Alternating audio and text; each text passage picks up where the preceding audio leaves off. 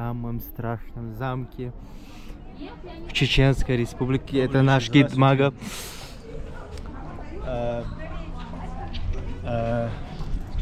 Дальше, Мага. Я знаю, что вы волнуетесь. Да. С правой стороны от нас стены. Стены, да? И с левой стороны стены. Стены, только стены. Тут пока это спальня. Бывшая. Реально. Это что, Мага? Это холл. Ага.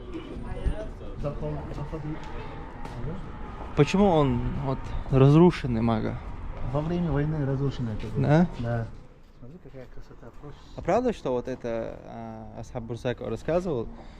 Вот сын императора, вот, который, как его звали, Ихтиандр, прыгнул отсюда. Это наш курорт, беседка Кавказская.